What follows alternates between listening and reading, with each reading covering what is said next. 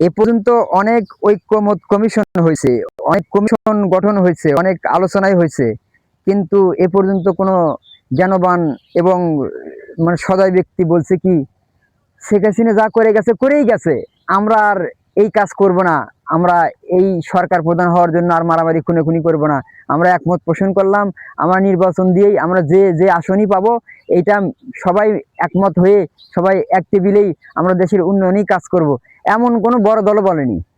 তবে জনাব তারেক রহমান সাহেব এখনো সময় আছে, আপনি আবার নতুন করে তাদের সঙ্গে কথা বলেন যে তোমরা আর তোমাদের দলের লোক দিয়ে যদি আমরা যদি এরকম মাঠে উচ্ছৃঙ্খল করি তাহলে দেখা গেছে অন্য আওয়ামী লীগের দল তারা মনে করেন অবশ্যই চান্স নিতেই পারে নির্বাচনকে আরো কঠিন করার জন্য।